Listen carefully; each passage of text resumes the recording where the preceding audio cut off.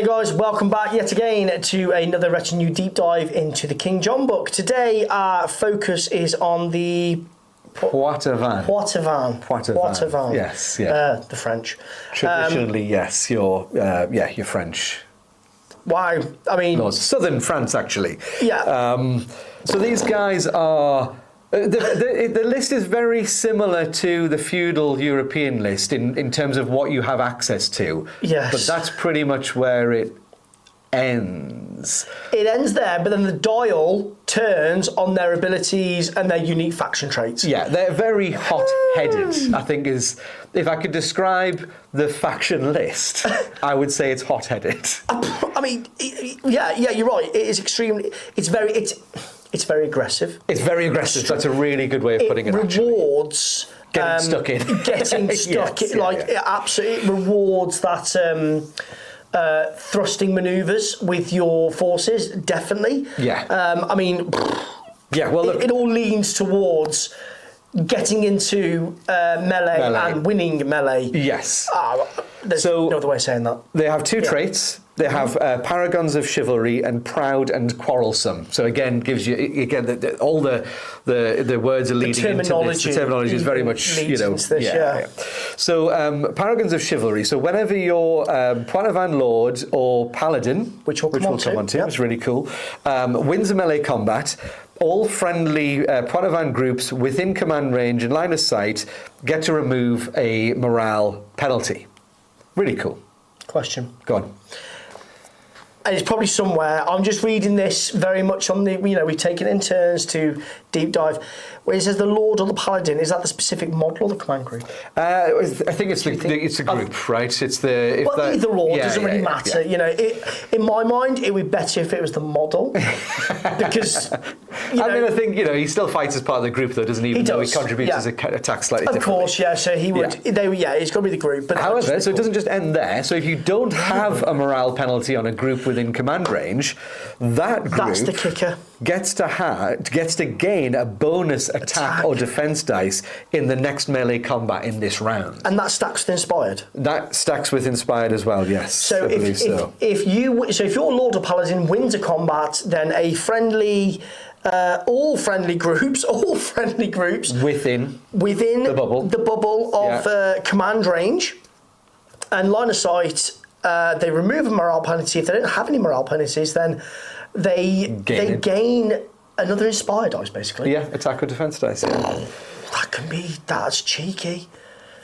There is a downside to it. Which is? Yeah, so whenever the Poitevin Lord or Paladin becomes broken, yes, all friendly Poitevin groups within command range and line of sight must take a morale penalty.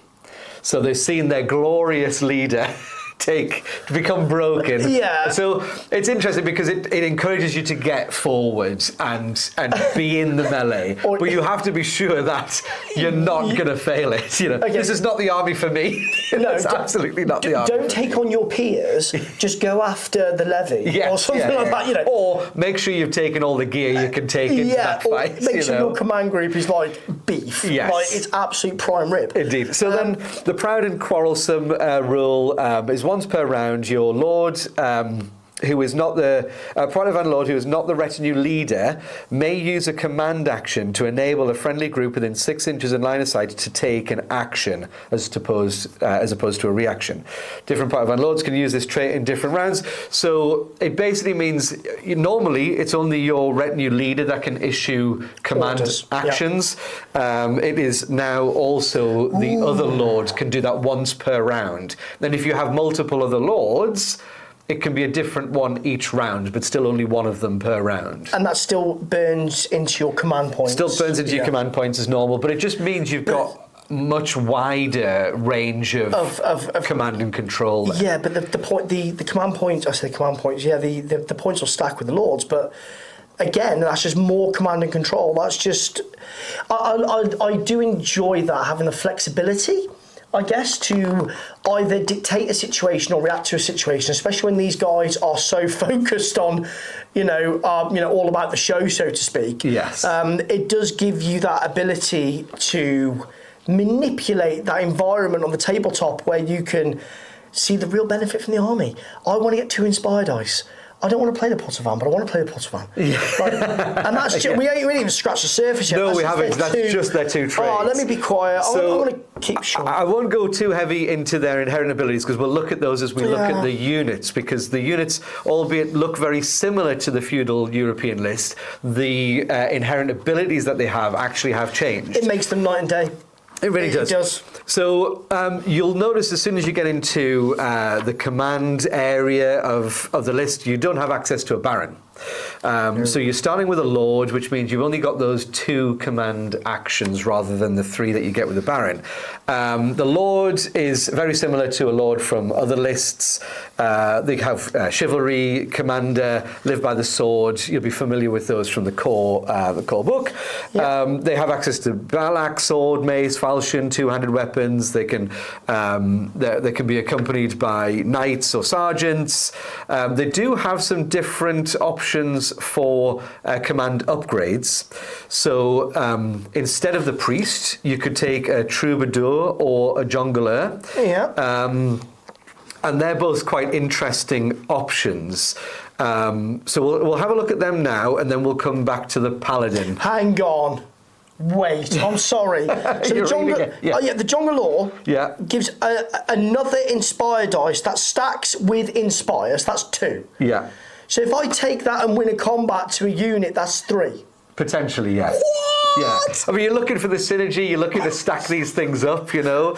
But yeah, so the Jongleur, while he's alive, friendly groups with a warrior within 6 inches gain a free attack or defense dice in melee combat. Completely out of sequence, I'm sorry there, guys. I knew Andy said he'd spiced it up a little bit, but... I mean, it's cool because it's just like, that's it. Like, they get it. It's great. It stacks with Inspire, but a group can only claim the bonus from a single Jongleur. So if you've got 2 Jongleurs on the board, you can't have Jongleurs overlapping each other. This craziness has to stop somewhere, Andy. Yes, yeah. Okay. And you can't couple your Jongleur with a troubadour. So you might want to have a troubadour. Oh, is it one or the other? Yes. Ah. And your troubadour, so while he's alive, groups which are inspired by the command group, at the point when they declare a charge, count as being inspired when the melee combat takes place, even if they are no longer within command range.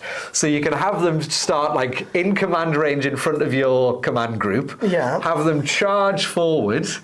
They take that Inspire with them, basically. Right, so they grab the Inspire on a long bomb charge. Yeah, they go for it. Oh, it's the thematic nature of it that I just love. It's not thematic. It is, but all this has done to me now is just completely strip the variables and just replace them now with, well, if a long bomb charge, do I use You love a long bomb charge. I do. But am I using it to actually cause attrition or the utility of placement of the board? Yes. While still benefiting from Inspire?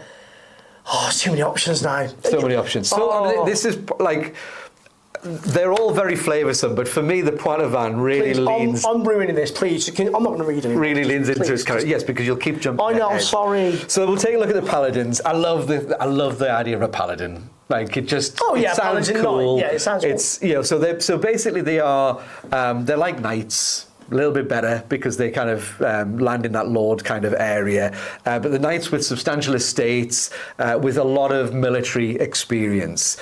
So they come with chivalry, commander, live by the sword, and then they have the paladin ability.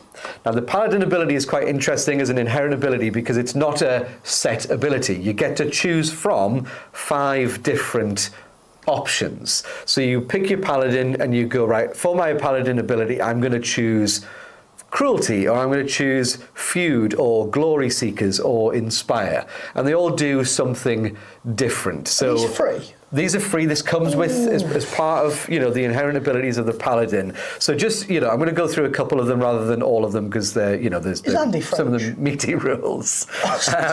So glory seekers. So the paladin is command group. Ignore the negative effects of morale penalties in melee combat.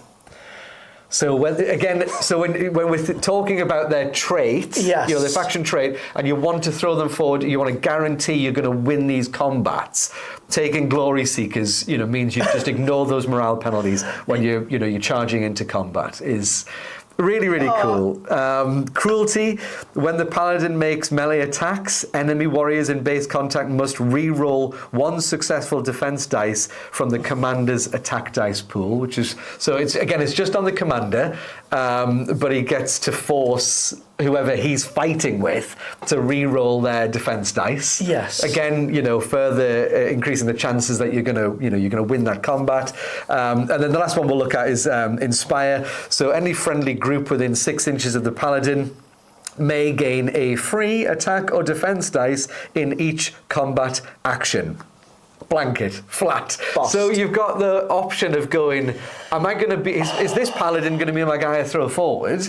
Or am I going to keep him as my paladin and he's got a jongleur with him, or he's got a troubadour with him, and we're using him to increase the output of the friendly groups nearby and stuff. Oh, could you imagine this paladin like commanding a flank and just not overextending, but really pushing that flank with the carryaway Inspire? Yeah. And then, yeah. It's quite an exciting list, isn't it? It's all attack. It's about I'm just mapping this in my head right he's now. not going forward, he's throwing people forward ahead of him, and they're inspired by his greatness. By how and glory seekers morale penalties. I'll take that. Yeah. Just especially with somebody that wants to win the combat and show to the rest of his men, look at me. Yeah. Oh, guess what? You're uninspired. Yeah. Exactly. That's where a lot of the juice is in the command area. However, let alone the new units they get. Yes, I was going to say. However, let alone that. So your knights and your mounted knights are very similar to those in other lists.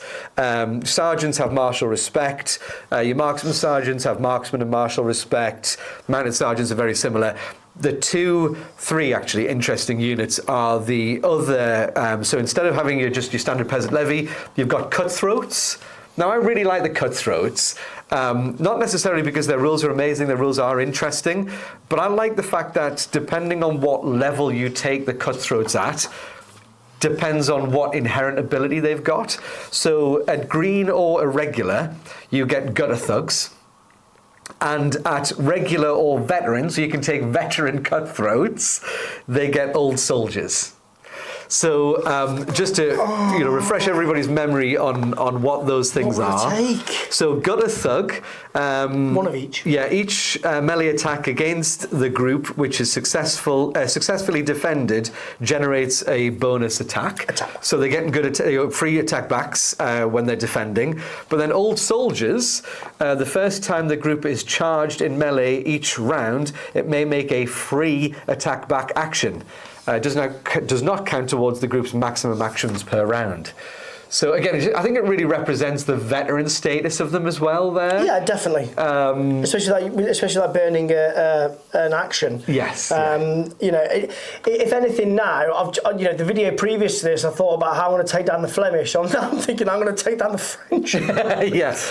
So they come with battle axe, spear, dual daggers, or falchions. So they've got good access to a good range of weapons. I love there's battle axes everywhere. Yeah. I appreciate that. I really do. Just the modelling aspect. Yeah.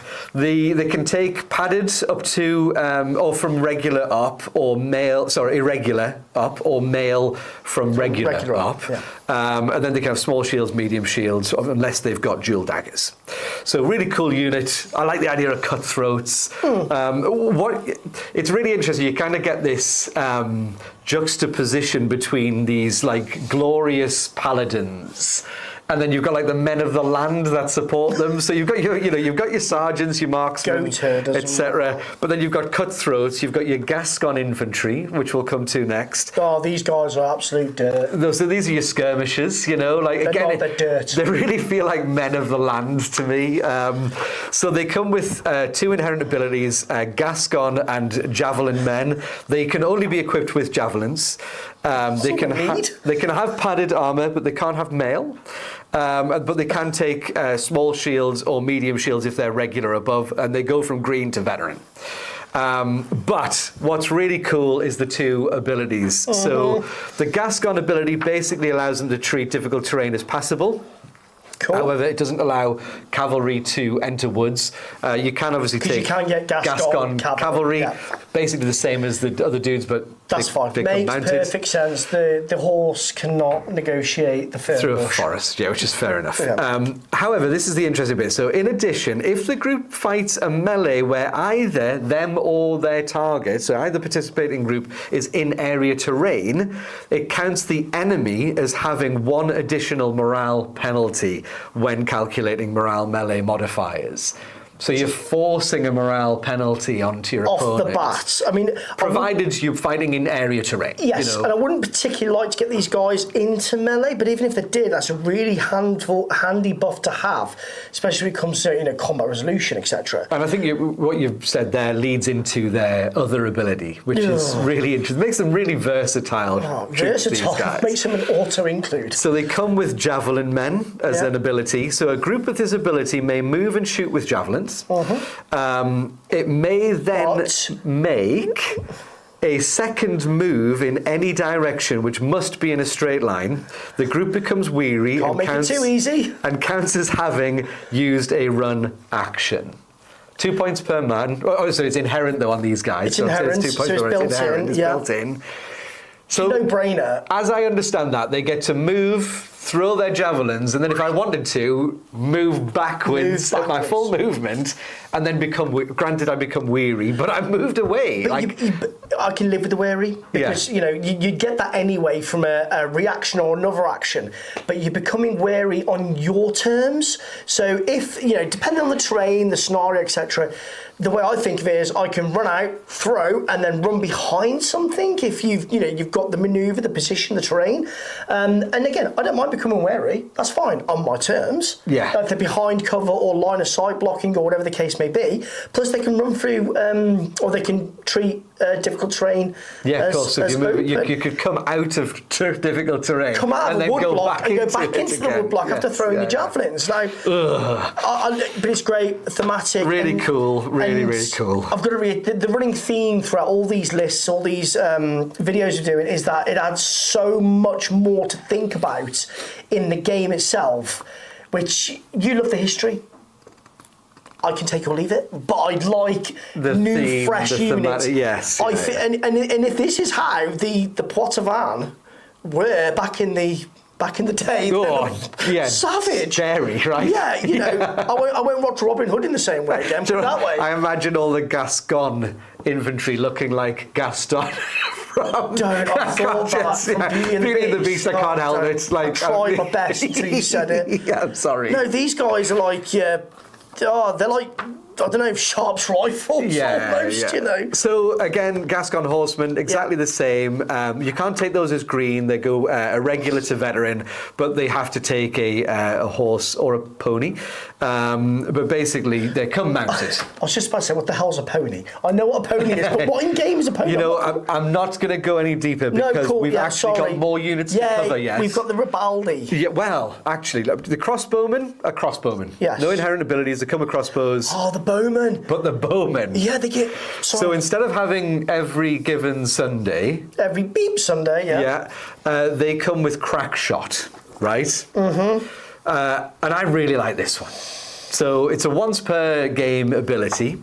But once per game, they may re-roll all failed attack dice from a ranged attack. It's not all attack dice, it's all failed attack dice. Now, on a big unit of these guys, and when you need it, I prefer to have it than not. What is it, a point? It's a point, isn't it, per man? It's inherent. It's inherent? Yeah. Oh, yeah, of course it is. Of course, it's inherent on these guys, so it's already built into their profile. Apologies. You can take them green to regular. 15 points for a regular guy. They can have padded armour at regular, they can have mail.